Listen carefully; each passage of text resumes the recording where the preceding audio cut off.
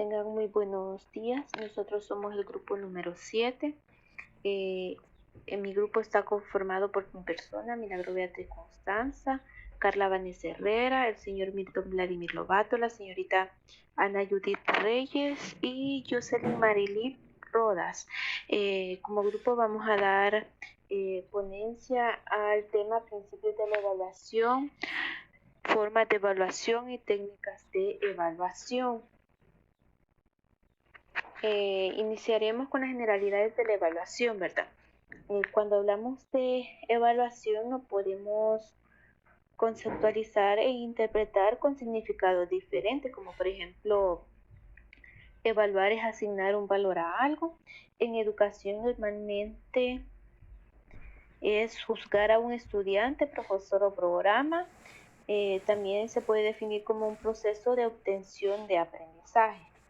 De esta manera, el señor Álvarez Méndez dice que en el campo educativo se entiende a la evaluación como actividad crítica de aprendizaje porque asume que la evaluación es aprendizaje, en el sentido de que por ella adquirimos conocimientos.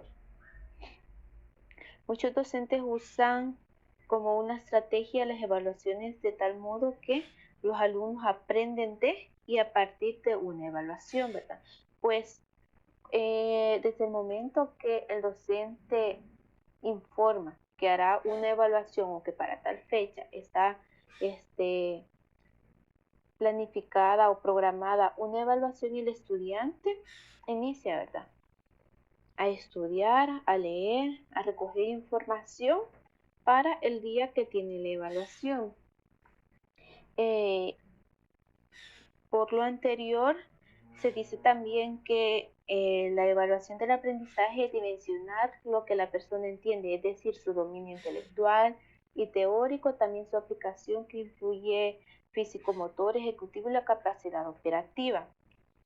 Como alumnos vamos adquiriendo conocimientos, aprendiendo durante el transcurso de nuestra vida, ya que aprendemos de forma secuencial y con un orden, o sea, vamos aprendiendo desde lo más fácil, por decirlo así, hasta lo más complicado.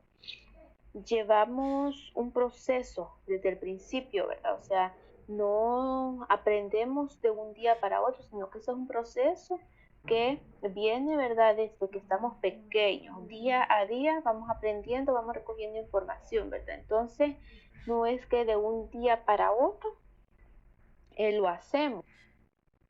Luego están los principios básicos de la evaluación. Los principios básicos de la evaluación deben estar apoyados con características de los individuos y su reacción al ser observados. Están diseñados para ayudar al profesor a enfrentarse con el problema del error.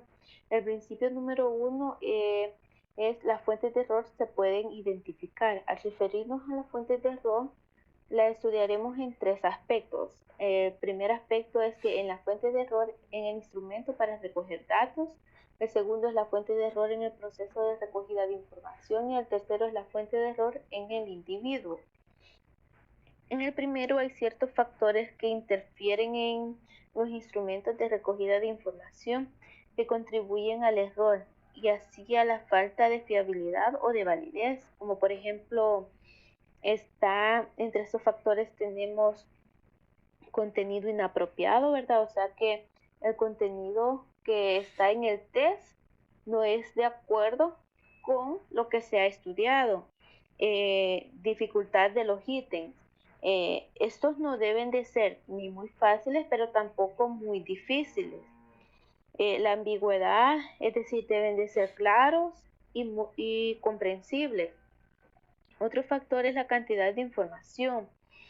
Por ejemplo, el número de preguntas de un cuestionario afecta la fiabilidad y la validez, ¿verdad? O sea, un test tiene que ser lo suficientemente largo como para que el docente pueda sacar las conclusiones de lo que el estudiante ha comprendido, pero tampoco debe de exceder. En el segundo error, que es la fuente de error en el proceso de recogida de información, este surge no solo por problemas vinculados al diseño del instrumento, sino también por problemas provenientes de su utilización. Entre estos tenemos la aplicación de un test. Un ejemplo de esta sería que la persona que administra un test da instrucciones poco claras. Esto puede producir igual a la falta de fiabilidad o pues no sería válido también, ¿verdad? El error también, otro sería que el error puede darse también porque las condiciones en las que se aplicó no eran suficientes, como por ejemplo, si en un aula o en un salón donde se esté desarrollando un test hay demasiado ruido o hay demasiadas distracciones o ruidos externos, esto hará que el estudiante no pueda concentrarse, por lo tanto no va a responder bien a las preguntas que se le están haciendo por medio del test. Otro sería la puntuación y registro de datos, ya que la persona quien le dará la puntuación o evaluará esos test, pues también es una persona, por lo tanto puede equivocarse, puede cometer errores al momento de estar dando la puntuación. Aparte de eso, se tiene que tener en cuenta también que un docente no solo le está evaluando a un alumno, por lo tanto son muchos test los que tiene que revisar, ¿verdad? Por lo tanto se puede dar un error. Y como un tercer aspecto tenemos la fuente de error en el individuo. Esta habla del individuo que se va a evaluar. Por cada individuo evaluado hay muchos factores que pueden contribuir al error, como por ejemplo la actitud del estudiante, ¿verdad? Hay estudiantes que ven una evaluación, un test sin importancia, ¿verdad? O sea, no tienen interés en él. Hay otros estudiantes que para ellos es muy importante el hecho de resolverlo bien, por lo tanto pueden ponerse nerviosos y eso puede influenciar a las respuestas que el estudiante le dará, ¿verdad? A la respuesta que el estudiante va a dar en el test.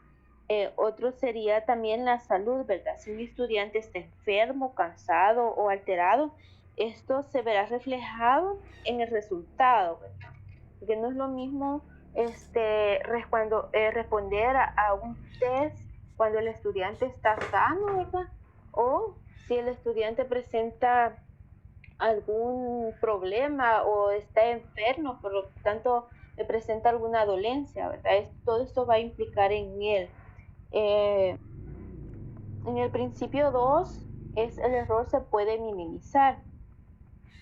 Gran parte del error se puede prevenir y tener una información que sea válida y fiable. Para eso tenemos 3 reglas para minimizar el error. La regla número 1 dice referir todo lo que se haga a la razón para evaluar. Es decir, tiene que estar de acuerdo con el objeto para el que se ha planeado. La número 2 dice ser claro, conciso y consistente en cada paso de la evaluación. Las preguntas deben estar formuladas de tal manera que el estudiante comprenda lo que se le está preguntando. La regla número 3 dice conseguir un ejemplo representativo de la información que se necesita, como por ejemplo unas preguntas abiertas a criterio personal. Las respuestas no van a coincidir porque cada criterio de cada estudiante es diferente, incluyendo el criterio del docente. Por lo tanto, el docente tiene que tener su mente bien abierta para poder comprender las respuestas que los estudiantes están dando a esa pregunta. Estas reglas ayudarán a tener una información adecuada.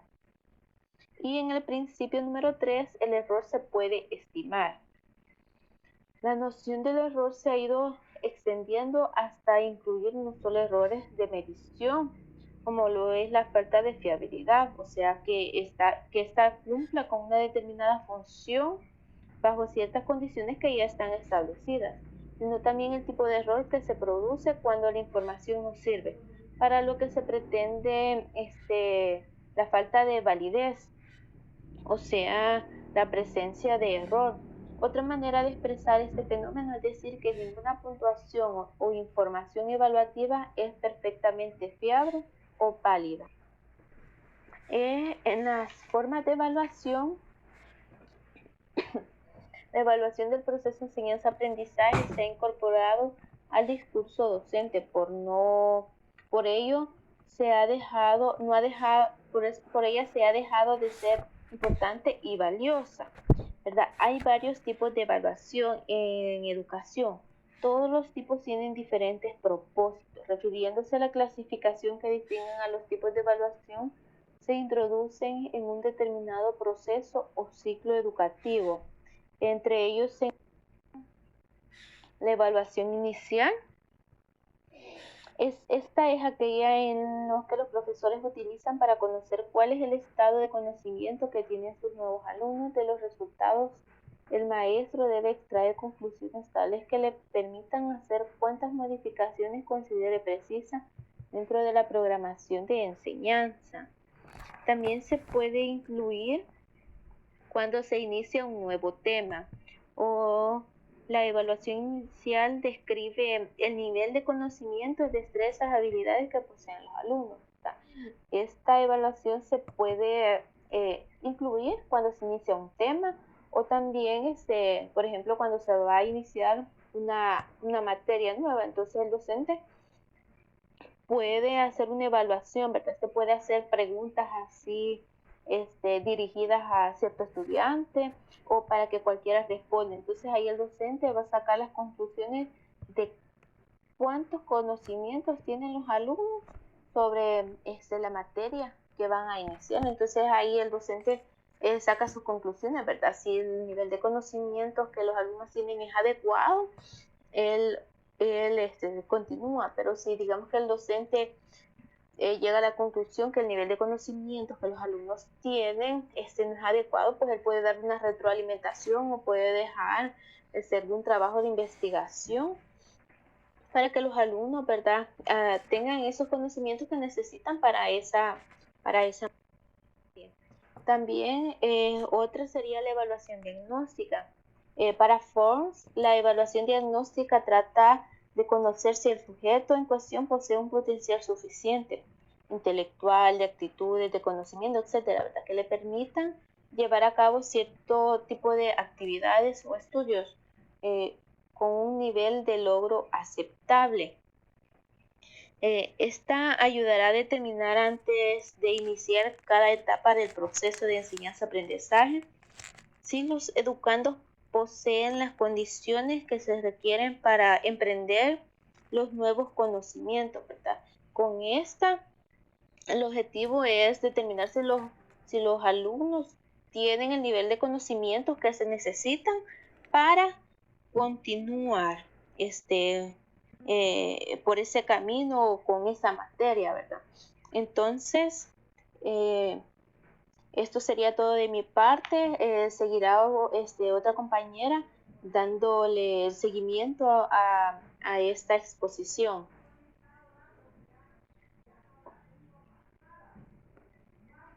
Continuando con el tema, voy a explicar lo que es la evaluación continua y formativa. Evaluación continua se debe entender una modalidad de evaluación formal, sistemática e integrada, plenamente en y durante los procesos de enseñanza-aprendizaje, como un continuo proceso de retroalimentación que permita orientar la enseñanza. La evaluación formativa, Carreño la define como el conjunto de actividades probatorias y apreciaciones mediante las cuales juzgamos y controlamos el avance mismo del proceso educativo, ya que, como sabemos, la evaluación del trabajo es el componente principal que guía el proceso de aprendizaje de cada uno de los estudiantes. En la evaluación continua se caracteriza por utilizar diferentes procedimientos y evidencias, como lo es la entrega de trabajos, actividades a realizar, también lo que son los proyectos que se dejan como tarea final o tarea de ciclo final o como el docente se lo imparta. Por este motivo, la evaluación continua se le debe asociar al paradigma aprendizaje y a la evaluación formativa. En la evaluación formativa se emplea para comprobar el nivel de comprensión de los estudiantes y planificar el diseño de aprendizaje más apropiado. Es la información obtenida mediante la formación formativa, nos guía sobre los siguientes pasos a dar. En este caso, nos guía como para pasar a otro año o a otro ciclo de nuestro proceso de enseñanza-aprendizaje. También, tanto como los docentes como estudiantes, a explorar las distintas vías para alcanzar un nivel de dominio concreto, es decir, para que podamos entender lo que el docente nos está explicando. También otro ejemplo sería proporcionándonos lo que son las evaluaciones escritas para lo que es obtener un resultado final.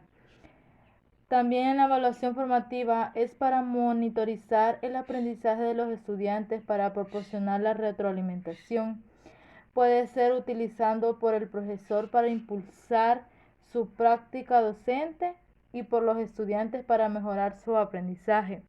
También analizar el trabajo de cada uno de los estudiantes, ya que es el conocimiento actual de un estudiante que tiene sus actitudes, sus habilidades sobre el tema que se le va a impartir o el tema que el docente le ha proporcionado para que imparta a sus demás compañeros. También está lo que es el interés propio de parte de cada uno de los estudiantes, como también las fortalezas, debilidades y estilos de aprendizaje para que tenga una mejor visualización de lo que el docente quiere impartir. También lo que son las necesidades de asistencia adicional o especial en caso de que alguno de los estudiantes no pueda entender bien el tema, el docente será el encargado de brindarle una retroalimentación, como lo es el caso de los estudiantes de primer ciclo, que estos son, por ejemplo, los niños o niñas que están en kinder o primero o segundo año de primaria o primer ciclo. Sabemos que es el primer proceso de enseñanza-aprendizaje que ellos tienen, entonces en este caso se les dificultará un poco más el proceso de aprendizaje, entonces serán los docentes los encargados de buscar las maneras y las técnicas de cómo explicarle a sus alumnos. La evaluación final y sumativa. Evaluación se puede entender la última de las evaluaciones a los que son sometidos los alumnos tras un curso o programa de enseñanza o de aquella evaluación que al final de un periodo de aprendizaje integra y recopila a los demás. Cerdas, Moreno y Muñoz, 1995, hace referencia a este tipo de evaluaciones a través de una metáfora que refleja muy bien estos sentimientos provocados por la evaluación sumativa. Una autopsia es de gran utilidad para conocer con exactitud las causas de defunción, pero no consuela mucho al difunto. En ese caso es la evaluación final. Esta estaría reflejada en la que se ha conseguido los objetivos de recursos o temas correspondientes a cada uno de los estudiantes a través de una nota o una calificación final. Para el estudiante la evaluación final es la más importante y relevante de todas, ya que para ellos es un juicio final. Por decirlo así, una nota de una materia de un ciclo o de un periodo o de un año final. Entonces sabemos que la nota final es ya como la nota que le va a quedar a la materia. Y entonces para cada uno de los alumnos sabemos que es bien importante que sea con buen éxito el rendimiento académico que ellos hayan obtenido durante todo el año. Y la evaluación sumativa es la que se realiza al término de una etapa de proceso de enseñanza-aprendizaje para verificar los resultados finales, como por ejemplo cuando terminamos un periodo, un ciclo o un año. Al final revisaremos los resultados para ver si mejoramos o seguimos igual en lo que es el rendimiento académico. Nosotros como estudiantes, siempre que terminamos un periodo o un ciclo o un año, siempre Al final revisamos las notas, ¿verdad? Para ver cómo fue el rendimiento que nosotros dimos sobre esa materia o sobre todo el año, para ver si mejoramos y para verificar en qué nosotros estamos fallando. También podemos reconocer entonces la evaluación sumativa como un proceso en el cual los profesores y los estudiantes recogen evidencia sobre el aprendizaje para tomar decisiones a tiempo respecto a cómo seguir avanzando para el siguiente año. La evaluación informal e informal. La evaluación formal es la que se hace con carácter sistémico, fundamentada en una planificación e integrada dentro del currículo, ya que analizan determinados instrumentos. En la informal se caracteriza porque está formada por impresiones e intuiciones. Además, se puede hacer a través de técnicas, observaciones de actividades realizadas por los alumnos y la exploración por medio de preguntas formuladas por el profesor durante la clase. Las evaluaciones son las herramientas importantes para cada uno de los estudiantes, ya que nos ayuda a que los maestros puedan obtener una mejor visión de los gráficos de aprendizaje de sus alumnos.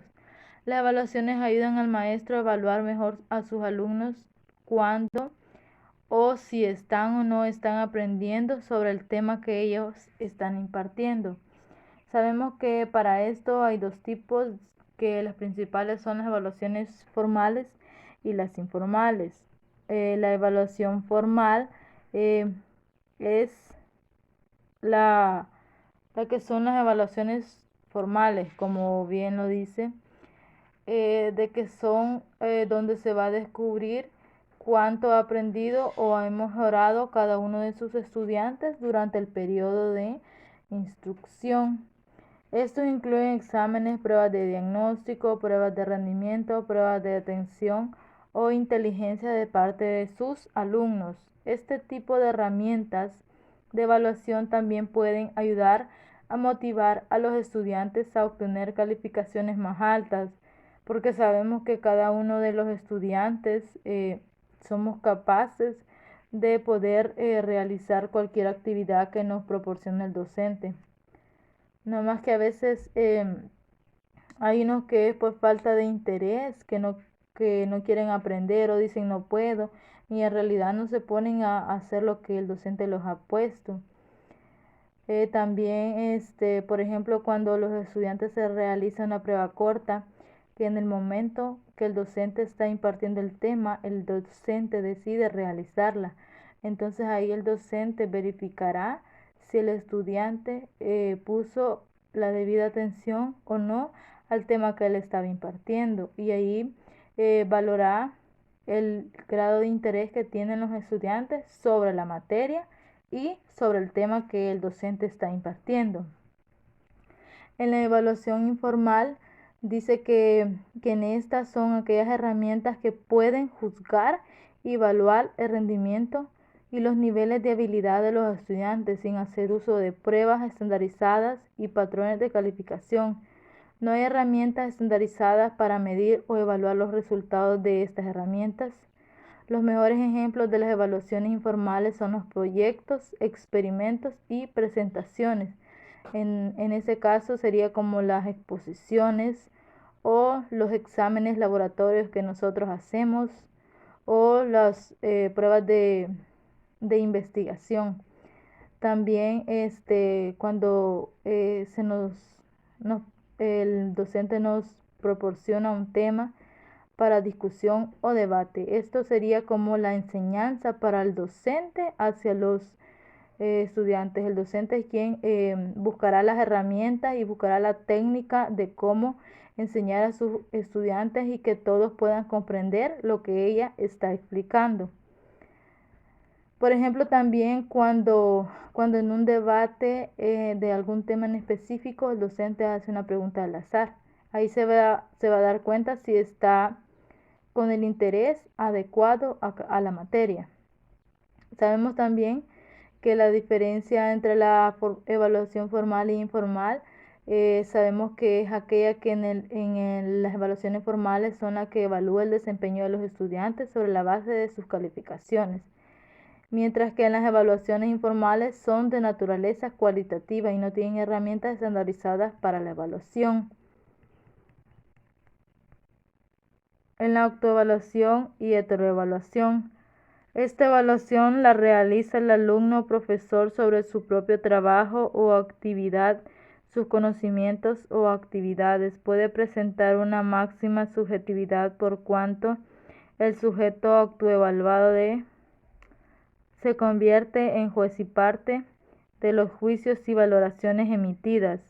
En esta evaluación, el sujeto autoevaluado puede tomar conciencia de sus propios aciertos y fracasos de acuerdo a los esfuerzos desarrollados para que le sirvan de autorregulación y acabe siendo el responsable de su propia educación. La heteroevaluación es la evaluación realizada por una o más personas acerca de otras personas, grupos, actividades, resultados. Más objetiva que la anterior por cuanto el evaluador está situado en una posición más distante del objeto evaluación. En esta se evaluará tanto como estudiantes como docentes, indicando que si el estudiante no puede realizar algún procedimiento o puede entender algún tema en específico, vamos a autoevaluarnos para ver qué es lo que nosotros no entendemos o si tenemos alguna duda de dicho tema.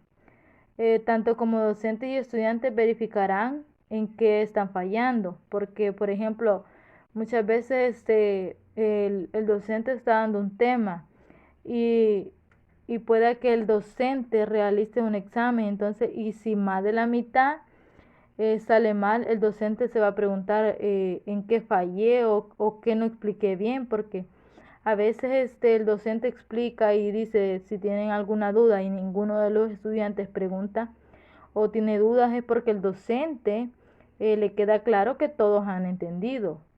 Entonces ahí es como que cada uno se va a autoevaluar, el estudiante como el docente, porque muchas veces también es por falta de interés de los estudiantes que no ponen atención o están hablando de otro tema mientras están en una exposición, y por eso muchas veces se ve el desinterés por la materia o por el tema.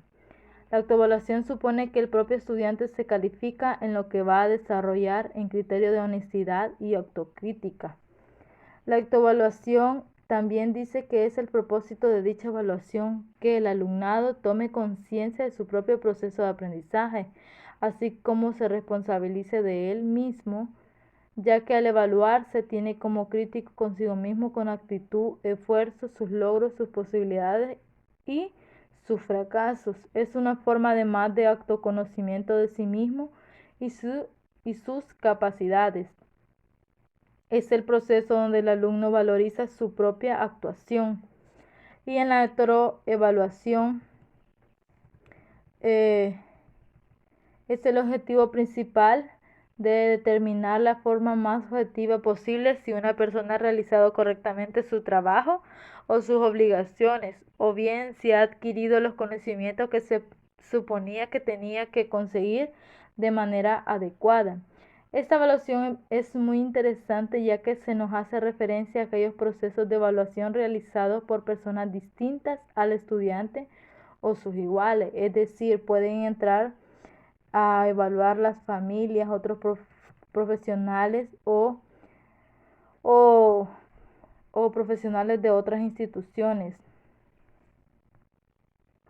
Evaluación individual, grupal. Cuando hablemos de evaluación individual, entendemos que se hace a un profesor o alumno sus progresos y dificultades personales mostrados en los procesos de enseñanza-aprendizaje. Evaluación grupal es cuando los miembros participantes en la actividad valoran su propio esfuerzo reflexionando su actuación y desarrollo del trabajo realizado por ellos mismos. La atención individualizada como la relación dual, es decir, como la relación entre los estudiantes con el docente, y el docente con los estudiantes, una relación grupal que permite dedicar mayor tiempo, mayor atención al interlocutor, que en este caso el docente o el estudiante, dándole más participación en el tiempo, facilita una atención personalizada a dedicar todo nuestro espacio y tiempo a lo que le interesa a nuestro interlocutor sin distracciones o consecuencias a otros que esperan intervenir y pueden que no estén muy interesados en ser meros espectadores. De igual forma se facilita una mayor cercanía entre el estudiante con los docentes. La relación grupal facilita la credibilidad de los mensajes al ser transmitidos por iguales. Es decir, cuando estamos en un tema, la opinión de cada uno de los integrantes del grupo es como que facilite la comprensión del tema. Favorece que se creen ambientes de cooperación y ayuda entre los mismos estudiantes. Amplía la red de contactos de los participantes y facilita que se produzca el efecto contagio sobre las decisiones o actividades que se realizan los componentes del grupo. Todas las técnicas se recogen como las herramientas con las que él o el orientador construye la comunicación entre docente-estudiante y docente y estudiante-docente. Muchas de ellas las emplean o les resulta fácil reconocerlas en su propia formación al momento de comunicarse. Y continuando con el tema, explicaremos un poco sobre lo que es las técnicas de evaluación. Cuando se habla de evaluación, son muchas las técnicas y métodos anunciados para resolver los problemas relacionados con ella. Tenemos lo que es el examen tradicional, las entrevistas, la observación, corrección de pruebas objetivas, autoevaluación, coevaluación, informe, cierre. Pero no son tan variados, ya que la mayoría se utilizan al servicio de los mismos fines y se utilizan para el mismo uso. Hay criterios para elegir el método de evaluación, ya que dependerá del tipo de información que se quiera recoger. Por ejemplo, hay evaluaciones para memorizar, para comprobar la capacidad de retención, para desarrollar su actitud crítica, para asegurar la integración del individuo a la sociedad. Por eso es necesario saber o identificar qué es lo que queremos alcanzar con cierta evaluación. Es primero ponerse un objetivo con cierta evaluación para lograr el aprendizaje de cada uno de los estudiantes. Por medio de las siguientes técnicas podemos obtener un aprendizaje que queremos lograr en cada uno de los estudiantes, pero para ello hay instrumentos que debemos de utilizar para comprobar. Por ejemplo, las pruebas objetivas. Podemos realizar un examen oral escrito. Ahí identificaremos el grado de memorización del estudiante, así como la retención. En casos clínicos podemos comprobar la opinión crítica de él o ella, asimismo la credibilidad. Tenemos lo que son las técnicas e instrumentos de evaluación. En las técnicas, la observación, la entrevista, la encuesta y las pruebas. Y dentro de los instrumentos de la observación están los registros, las listas de cortejo, las escalas. En la entrevista están lo que son las guías de preguntas y portafolio. En la encuesta está el cuestionario. Y en las pruebas tenemos lo que son las escritas, orales y objetivas. Todo esto dependerá sobre la técnica que el maestro vaya a utilizar con sus estudiantes, que será el encargado de buscar las técnicas y las habilidades o la manera de cómo proporcionar lo que es la enseñanza hacia los estudiantes. Gracias. Eso sería todo de nuestra parte.